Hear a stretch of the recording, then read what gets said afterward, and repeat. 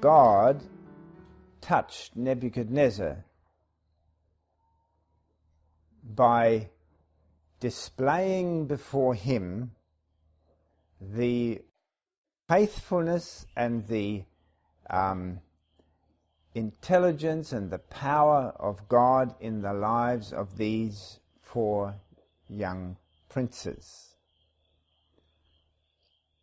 Nebuchadnezzar had a sensitivity by which he could recognize that these young men were special. And unconscious to him, he was actually recognizing the image of God in them. And as he had trained them for those 3 years, thinking that they were eating of the king's meat, thinking that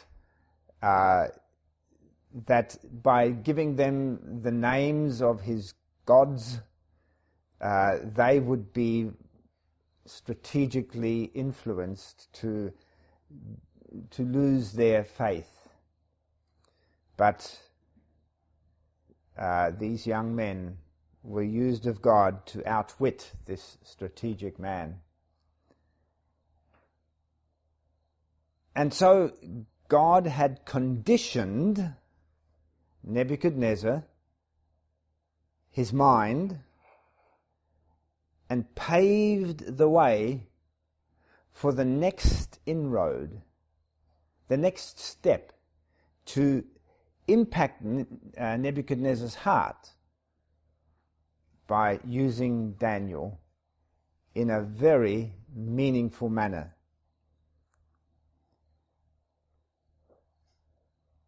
Daniel and his 3 friends were at this stage in a very lofty position among all the wise men of Babylon, among the wisest of the empire.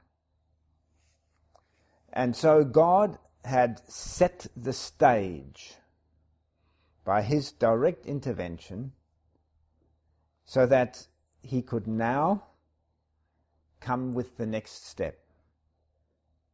And what was this next step? Come there to Daniel chapter 2. Daniel chapter 2, and we read there from verses 1 to 5. Remember, we are studying the life of Nebuchadnezzar and how God was operating in him. We're watching God at work. And this is the next step, that God is working in the life of Nebuchadnezzar. That is Daniel chapter 2, verse 1.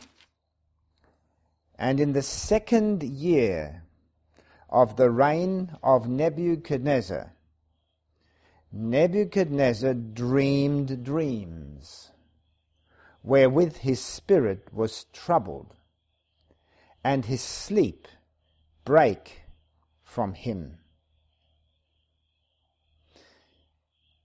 Nebuchadnezzar dreamed a dream. And so he could not, he was troubled with regards to this dream. And then he thought, well, I've got to get this clear. The king then commanded to call the magician and the astrologers and the sorcerers and the Chaldeans for to show the king his dreams. So they came and stood before the king. And the king said unto them, I have dreamed a dream, and my spirit was troubled to know the dream. Then spake the Chaldeans to the king in Syriac, O king, live forever. Tell thy servants the dream, and we will show the interpretation.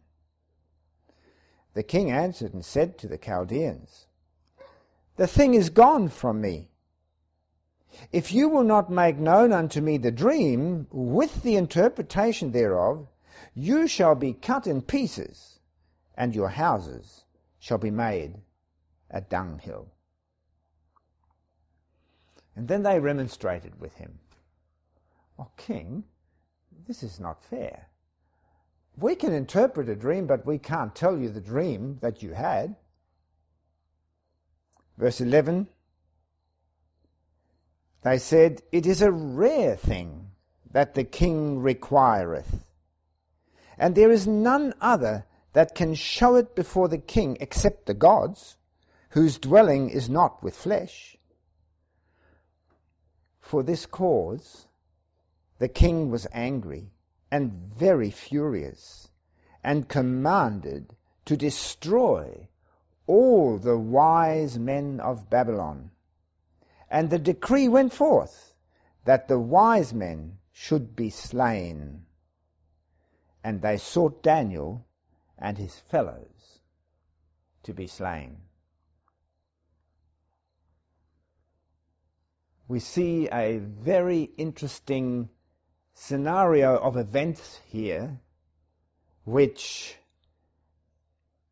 is orchestrated once again by the God whom we worship.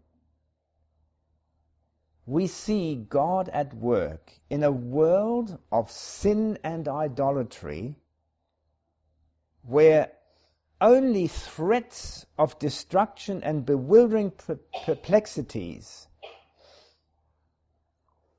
are exposed through the circumstances of life. Here, God's intervention and his faithful people would be exposed. Ezekiel chapter 10, verses 8 to 10 is what we had been touching on before, that in these complications of human activity, there is a hand that leads the complicated movements. Let's just read this, because I only just touched on it. I didn't actually read in detail here in Ezekiel chapter 10, verse 8 to 10. "And there appeared in the cherubims the form of a man's hand under their wings. And when I looked, behold, the 4 wheels by the cherubims, one wheel by one cherub, another wheel by another cherub, and the appearance of the wheels was as the colour of a beryl stone, and as for their appearance, they 4 had one likeness, as if a wheel had been in the midst of a wheel. When they went upon their 4 sides.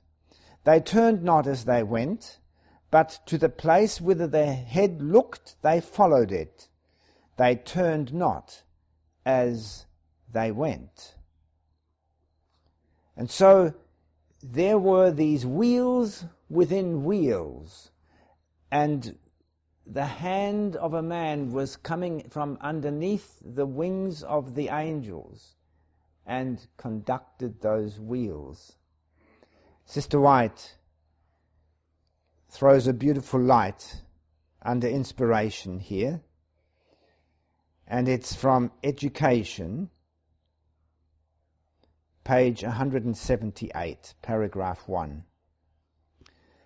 "As the wheel-like complications were under the guidance of the hand beneath the wings of the cherubim, so the complicated play of human events is under divine control. Amidst the strife and tumult of nations, he that sitteth above the cherubim still guides the affairs of the earth."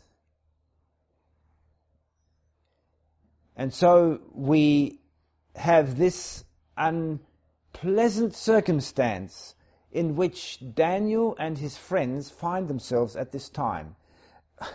They have just been taken through captivity and under the control of Nebuchadnezzar in a strange land, away from home. Who knows whether their parents were slain? Horrible scenes. And now, after they had been honored so much by God and by Nebuchadnezzar, there is a death threat. It just doesn't stop. Things get worse to all appearances. But God is conducting these complications. Remember this when these sort of things happen to you. Remember how the Lord has been leading us in the past. And as we come to these perplexing circumstances, remember the lives of these captives. It was just like, oh, everything is fine now, and next comes this terrible experience. Threat for being killed now. So, we know now that, from past knowledge of this, that it was God that gives a dream to Nebuchadnezzar and then takes it back from him so he doesn't remember. Very beautiful activity. God gives him a dream and takes it away from him. Something to pave the way for God to operate here. We go back to Daniel chapter 2 and we read verse 5 and verse 8, just to pick up the picture thoroughly in our mind's eye. That's chapter 2, verse 5.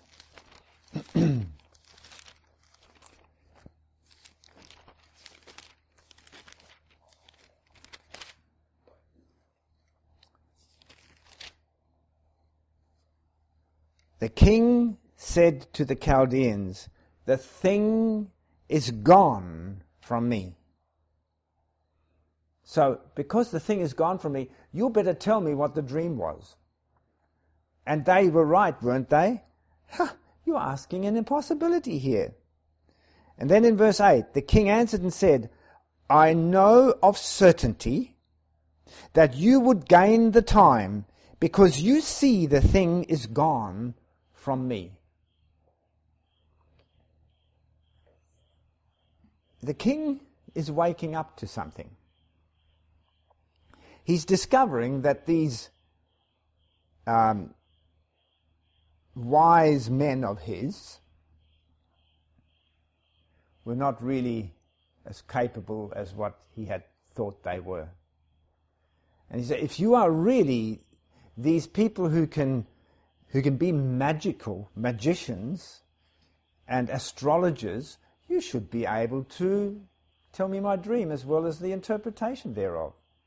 And he says, you're just trying to bide your time, aren't you? You're just trying to argue with me and say how stupid I am for suggesting that you can tell me this. Well, I'm not stupid. You're the ones that are the magicians. Come on, tell me. You see, this man is a very shrewd operator. We go to the book Fundamentals of Christian Education, and we read here from page 412, paragraph 1. The historic events related in the king's dream were of consequence to him, but the dream was taken from him. Why? What did God do here? He gave him a dream and then took it away. What for? That the wise men, by their claimed understanding of mysteries, should not place upon it a false interpretation. Now here comes an interesting thought. You know what it's like today. People are interpreting the scriptures all the time. putting a false interpretation on things. Here, God is showing that something very interesting here, that the false interpretations must be made obvious. And in Nebuchadnezzar's situation, God orchestrated it in such a way that Nebuchadnezzar can discover there's something wrong here. And isn't it true, there are people out there who are honest-hearted, they can begin to see, hey, these religious leaders are actually hoodwinking us. This is what Nebuchadnezzar is recognizing. And so it goes on to say, the lessons taught in this were given by God for those who live in our day. So what we're looking at is as a lesson for our day. Remember, that's what our theme is, lessons from the life of Nebuchadnezzar. The lessons taught in it were given by God for those who live in our day. The inability of the wise men to tell the dream is a representation of the wise men of the present day, who have not discernment and learning and knowledge from the Most High, and therefore are unable to understand the prophecies. The most learned in the world, in the world's law, who are not watching to hear what God says in His Word, and opening their hearts to receive that Word and give it to others, are not representatives of His. It is not the great and learned men of the earth, kings and nobles, who will receive the truth unto eternal life, though it will be brought to them. Interesting meditation here. Although the truth is given in the Word of God and is brought to them, they are not able to comprehend it.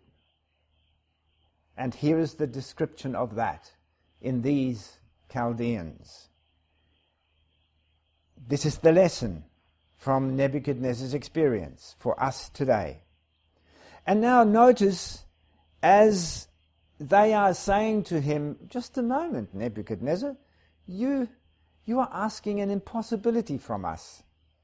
And as we were just reading there, if we come back to verse 4, where they say to him, please tell us the dream, then we can interpret it for you. God is at work here to show them up. And just like that, He is at work to show up the people who claim to be wise teachers today. The king answered and said to the Chaldeans, the thing is gone from me. And then he says in verse 6, but if you show the dream and the interpretation thereof, you shall receive of me gifts and rewards and great honor. Therefore, show me the dream and the interpretation thereof.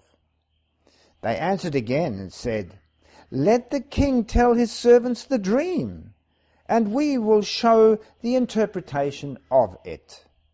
Now follow his sharp mind here. The king answered and said, I know of a certainty that you would gain the time, because you see the thing is gone from me. But if you will not make known unto me the dream, there is but one decree for you have prepared. Now notice what he concludes now. You have prepared lying and corrupt words to speak before me, till the time be changed. Therefore, tell me the dream, and I shall know that you can show me the interpretation thereof. Can you see his smart mind? He said, if you can tell me the dream, then I can trust your interpretation. But you're biding time here.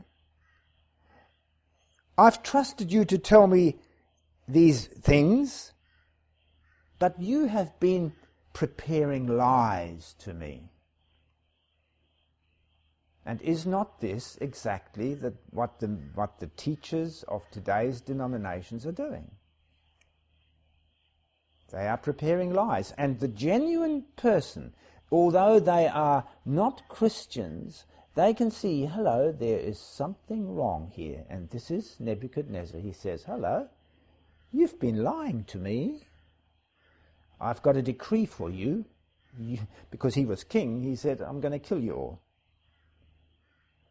all. We read again from Sister White's writings in Fundamentals of Christian Education, as this is brought to our understanding on page 410 of Fundamentals of Christian Education, 410, paragraph 2. It says, Nebuchadnezzar began to see that the men whom he trusted to reveal mysteries through their boasted wisdom failed him in his great perplexity. And he said, I know of a certainty that you would gain the time. And she quotes the scripture I was just reading. And so, observe now what he says in what happens in verse 12. For this cause the king was angry and very furious, and commanded to destroy all the wise men of Babylon. Observe this other side of Nebuchadnezzar again. Can you see the interplay of his smartness, of his wisdom, and at the same time of his passions of the natural heart? Nebuchadnezzar was a passionate, hasty individual, and his kingly response is, I shall make this decree and kill you. As it says there, he was furious. He was passionate. And as much as he was furious with the fallen house of Judah, he was now wild with his wise men. And here we read again, this time from the Youth Instructor, November 22, 1894. Our God, in paragraph 1,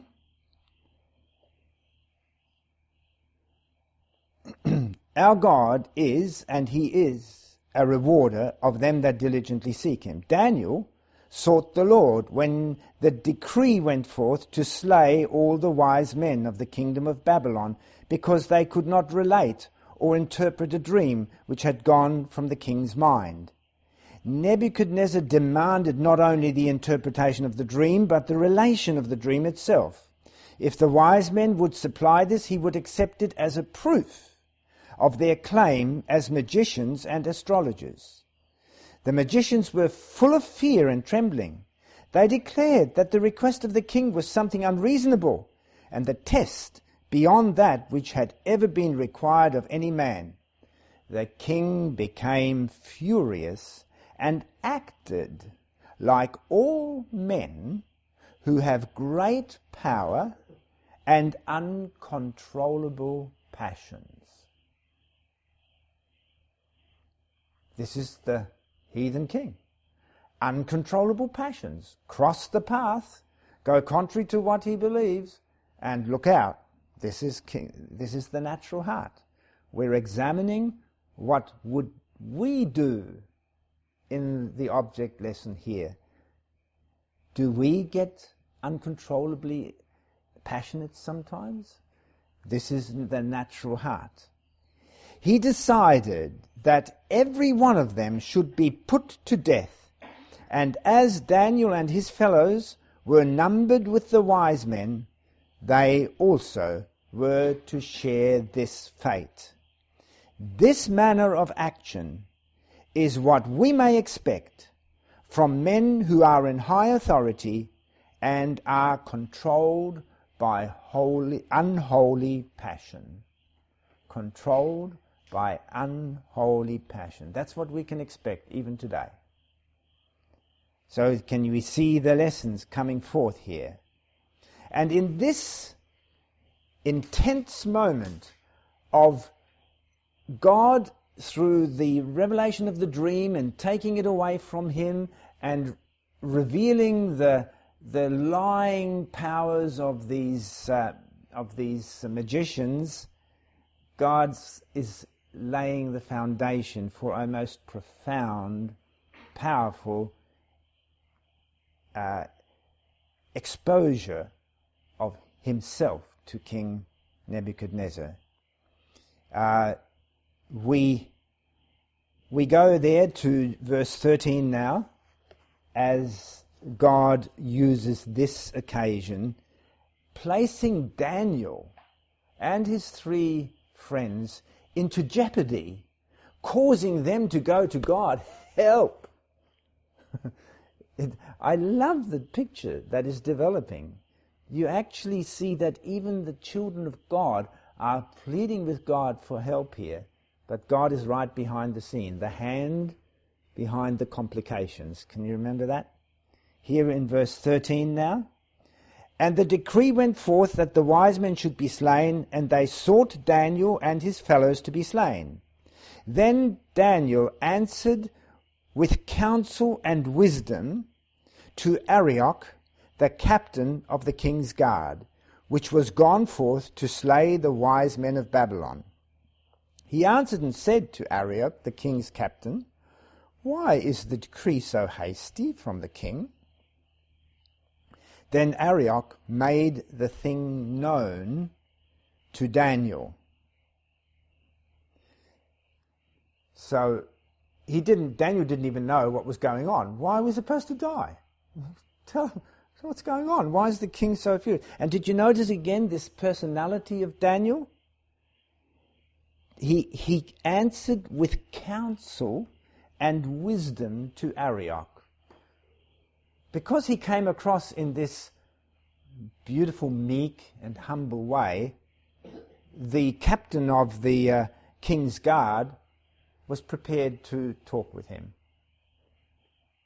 Very important to handle with care the people in authority. And then Daniel went in. He answered and said to Arioch, the king's captain, Why is the decree so hasty?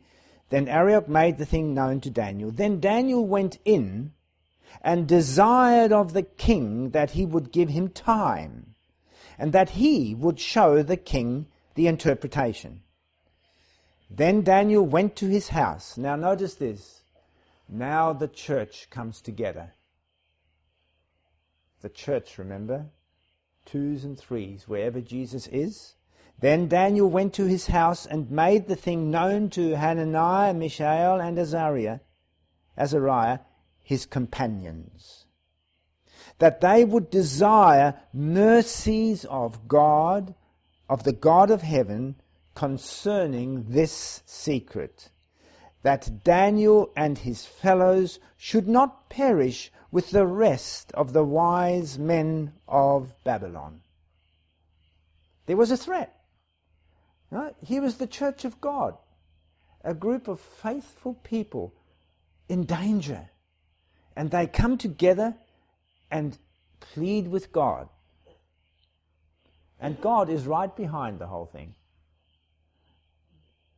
We are seeing given an insight here that certain things that happen, that threaten us, are many times orchestrated by God so that we would come earnestly before him and seek him for help, as these young men were doing. And as they were praying, as they were pleading with God for help, then was the secret revealed unto Daniel in a night vision. Then Daniel blessed the God of heaven. You know, this is one of the most beautiful experiences when you're on a tight questioning and you plead with the Lord and then you trust him. And I've had an experience like this several times where I went to bed with the prayer in my heart and I trusted the Lord, and then there came the answer. Sometimes in my sleep, sometimes that I'd wake up And this happens to me frequently when I'm preparing sermons, and I think, how am I going to get this? What am I supposed to do, Lord? And lo and behold, through the night, the whole picture comes up before me. This is what the Lord does for people who cry for Him to help. Daniel then saw in the night vision. Then Daniel blessed the God of heaven. Daniel answered and said, "Blessed be the name of God forever and ever, for wisdom and might are His. And He changes the times and the seasons. He removeth kings and setteth up kings. He giveth wisdom unto the wise, and knowledge to them that know understanding. He revealeth the deep and secret things." Does that ring a bell? It's a mystery. He reveals mysteries. He knoweth what is in the darkness, and the light dwelleth with Him. I thank Thee and praise Thee, O Thou God of my fathers, who hast given me wisdom and might, and hast made me know, and hast made known unto me now what we desired of Thee. For Thou hast now made known unto us the King's matter. Put yourself in the situation. Threat of death. Lord, please help. Trusting in the Lord, having prayed together in the church, and now, what a relief. The Lord has given the answer. Very important that we take this testimony to our hearts. And so in verse 31, the explanation is given, where he comes to the king and explains the vision, explains the dream in the first place.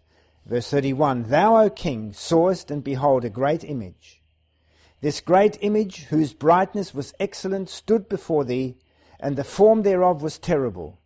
This image's head was of fine gold, his breast and his arms of silver, his belly and his thighs of brass, his legs of iron, his feet part of iron and part of clay. Thou sawest till that a stone was cut out without hands, which smote the image upon his feet, that were of iron and clay, and brake them to pieces. Then was the iron, the clay, the brass, the silver, and the gold broken in pieces together, and became like the chaff of the summer threshing floors. And the wind carried them away, that no place was found for them. And the stone that smote the image became a great mountain, and filled the whole earth. This is the dream, and we will tell the interpretation thereof before the king." I like that language. You know, I've often been caught out where I was speaking about what I wanted to say, but I said we. And people sometimes looked at me and said, "We? It's you, isn't it?" No, it's we. The Lord and I. And the Lord and the church. It's we, it's not ourselves. Very important here again. And so, "Thou, O King, art the King of kings, for the God of heaven hath given thee kingdom, power, and strength." And he explains the whole vision of the image as the king saw it there, what it represented, the 4 empires that would follow one after the other, and we are not ignorant of this. And when he came to the whole conclusion of that, he showed in verse 44 and 45, "And in the days of these kings, at the bottom of the feet, the mixture of clay and iron, in the days of these kings shall the God of heaven set up a kingdom which shall never be destroyed. And the kingdom shall not be left to other people, but it shall break in pieces and consume all those kingdoms, and it shall stand forever. For as much as thou sawest that the stone was cut out of the mountain without hands, and that it break in pieces the iron, the brass, the clay, the silver, and the gold, the great God hath made known to the king what shall come to pass hereafter. And the dream is certain, and the interpretation sure. Now notice the Lord, God has shown the king. Consider here, God would reveal this prophecy to a heathen king. Prophets are God's servants, aren't they? And here, God is giving Nebuchadnezzar, the heathen king, a prophetic dream. Wow. Again, we remember how that God must have seen something in him that he could do this. It was all for one grand purpose, for us especially today. And here we read in Bible Commentary, Volume 4,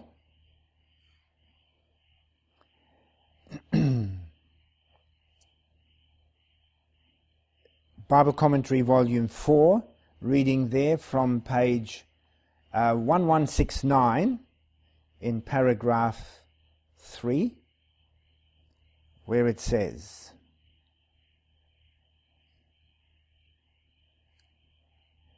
"Through the Hebrew captives, the Lord was made known to the heathen in Babylon.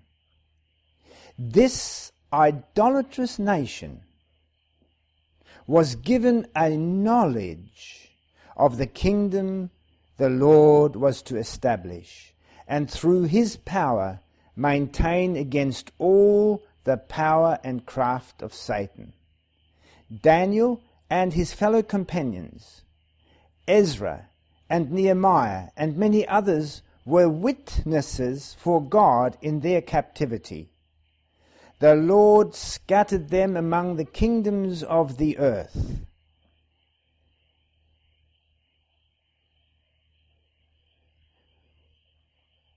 And many others, the Lord scattered them among the kingdoms of the earth, that their light might shine brightly amid the black darkness of heathenism and idolatry.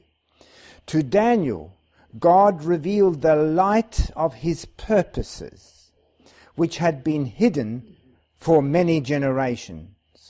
He chose that Daniel should see in vision the light of his truth and reflect this on the proud kingdom of Babylon, on the despot king was permitted to flash light from the throne of God. To the despot king, light from the throne of God.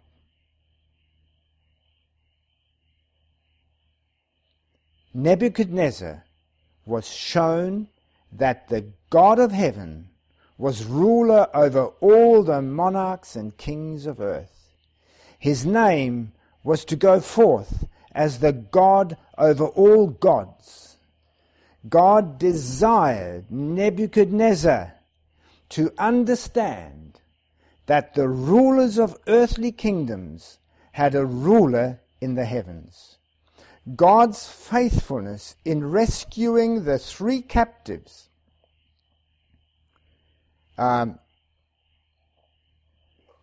we'll read that later on. I don't want to read that bit because that has to do with the flames that he rescued them from. But here was the part that I wanted us to particularly note, that Nebuchadnezzar, this despot king, was favored by God to show these amazing prophetic pictures. And we know today that when we go and share with the people of the world these prophetic descriptions of the events of the world history, it was actually what was shown to a despot king. that we're showing that to them. It was God showing it to this King Nebuchadnezzar. Once more from Fundamentals of Christian Education, page 411, reading there in paragraph 2. The Lord was working in the Babylonian kingdom, communicating light to the 4 captives, Hebrew captives, that he might represent his work before the people. He would reveal that he had power over the kingdoms of the world, to set up kings and to throw down kings. The king over all kings was communicating great truth to the king of Babylon, awakening in his mind a sense of his responsibility to God. He saw the contrast between the wisdom of God and the wisdom of the most learned men in his kingdom. He saw the contrast.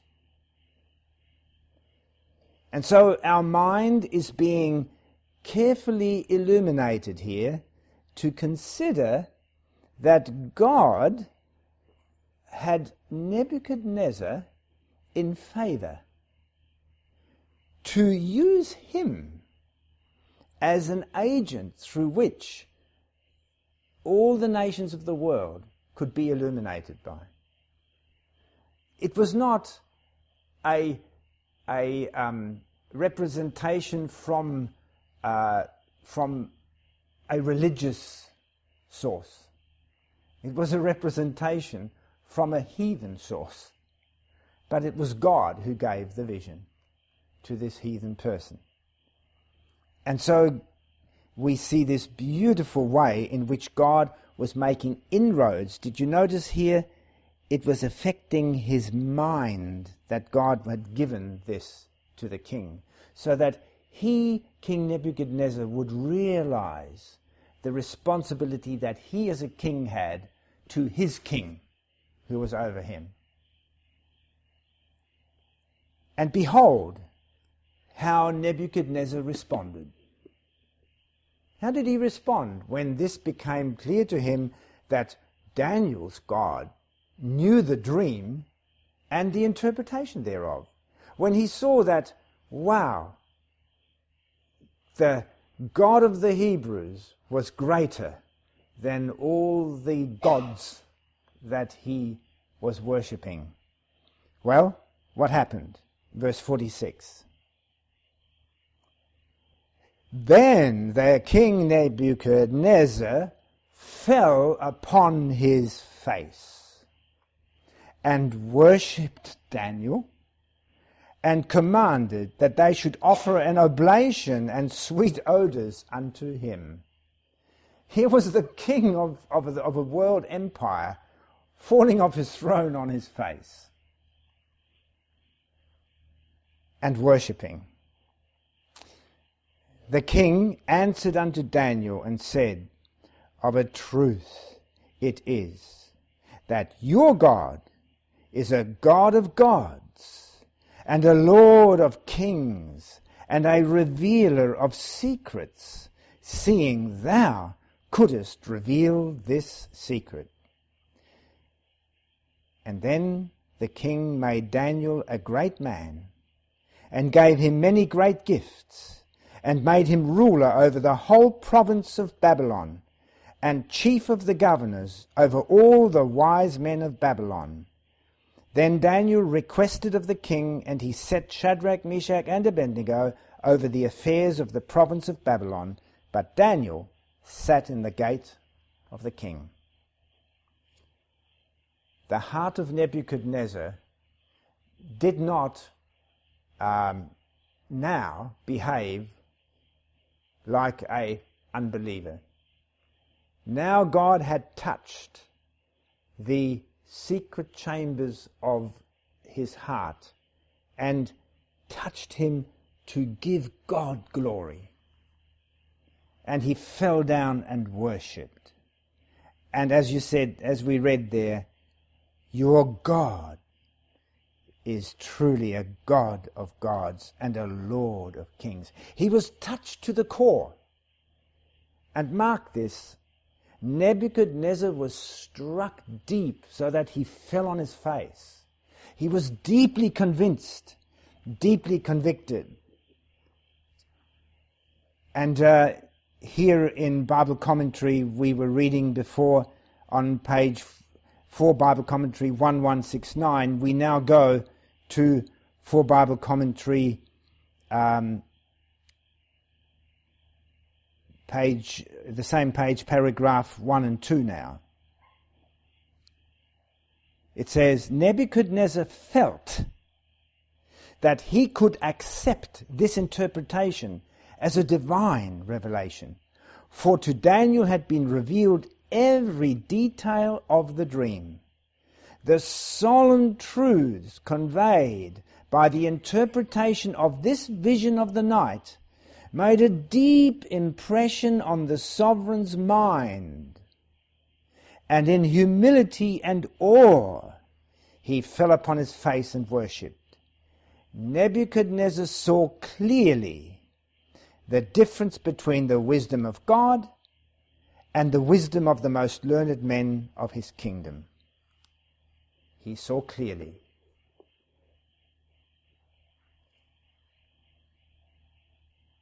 And it's very important with what we were reading before from Fundamentals of Christian Education. He saw clearly what the wise men of today don't see. Because he opened his heart and he humbled himself. I mean, that was a humble, humiliating thing to do.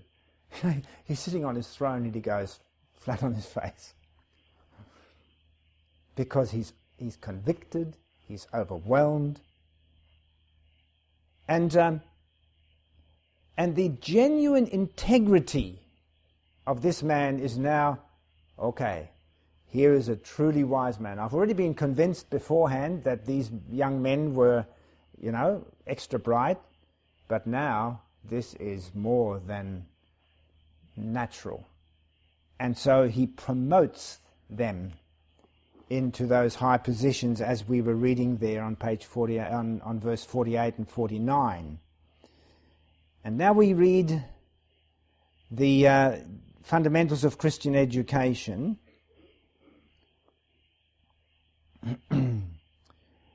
Reading there on page 412 in paragraph 2, just the first sentence, and then the last of paragraph 2, where it says,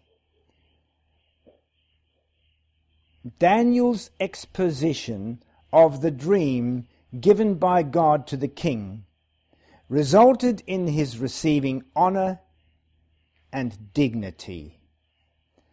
A place where judgment was dispensed was where he was sitting at the gate, and his 3 companions were made counselors, judges, and rulers in the midst of the land.